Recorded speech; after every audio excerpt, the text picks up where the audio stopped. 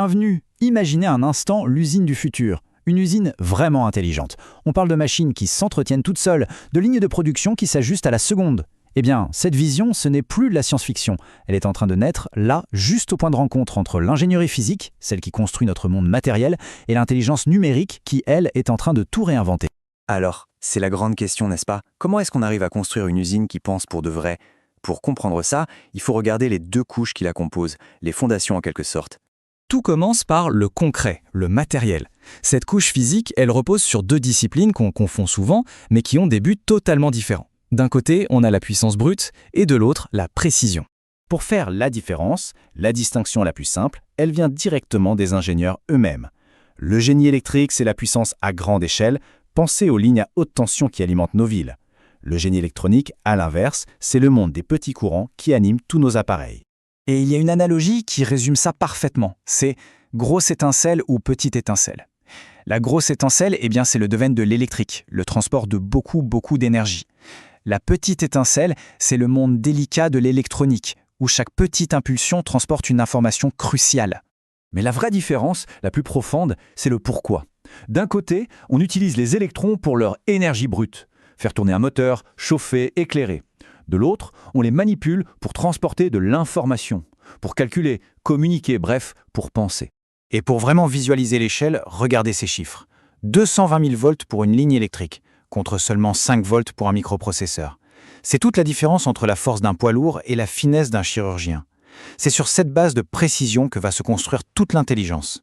D'accord, donc on a le corps, la structure physique. Maintenant, il faut un cerveau. Et c'est là que ça devient fascinant, parce que la manière dont on construit ce cerveau, ce logiciel, est en pleine révolution. Une révolution menée par l'intelligence artificielle. Premier grand changement, la programmation orientée chat, ou SHOP. Oubliez l'image du développeur qui code seul, ligne après ligne. Aujourd'hui, ça ressemble de plus en plus à une conversation. On décrit ce qu'on veut, on dialogue avec une IA, elle génère le code et on l'affine ensemble. C'est une vraie co-création. On va même encore plus loin avec une approche qu'on appelle le vibe coding. Là, on lâche presque le clavier.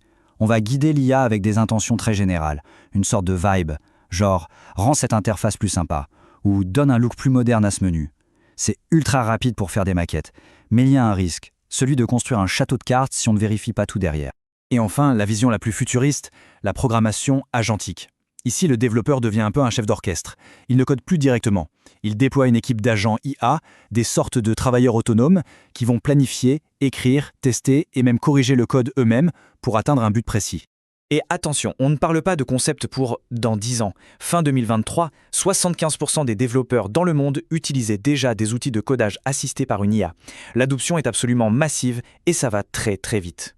Et l'impact, il est bien concret. Plusieurs études le montrent. L'écriture de nouveaux codes peut être jusqu'à 50% plus rapide avec une IA générative. C'est un gain de productivité qui change complètement les règles du jeu. On en arrive donc au point crucial. Qu'est-ce qui se passe quand cette révolution du logiciel rencontre le monde bien réel, bien physique de nos usines? C'est précisément ça le Nexus, le point de connexion de la fabrication de nouvelles générations. Parce que, soyons clairs, quand une IA contrôle un bras robotique qui pèse plusieurs tonnes ou gère toute une chaîne d'assemblage, la confiance n'est plus une option, c'est une obligation. Chaque ligne de code que l'IA génère doit être absolument fiable, sécurisée et vérifiable. Prenons un exemple concret de programmation agentique. Imaginez un bras robotique qui détecte un mouvement anormal.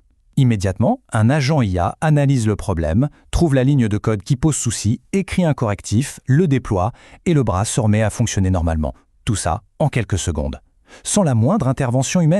Mais pour que ces agents puissent interagir avec le monde réel, il leur faut un langage commun, une prise standard.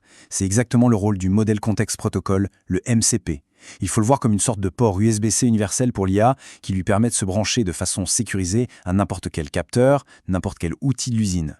Forcément, une telle transformation technologique, ça vient bousculer le rôle de l'ingénieur. Les compétences qui étaient indispensables hier ne suffisent plus pour naviguer dans cette nouvelle ère de l'IA. En fait, le métier change de nature. On passe de celui qui fait le code à celui qui supervise et orchestre. Il faut savoir évaluer d'un œil critique ce que l'IA propose, savoir concevoir des systèmes entiers avec l'IA dès le départ, et surtout il faut comprendre où sont les limites de ces outils et s'assurer de les utiliser de manière éthique et responsable. Et tout ça nous amène à une dernière pensée, une question assez vertigineuse. Dans ce nouveau partenariat, où l'humain apporte la vision et l'IA une capacité d'exécution phénoménale, la nature même de l'invention est en train de changer. Alors, qui sera le prochain grand inventeur? L'ingénieur ou son partenariat?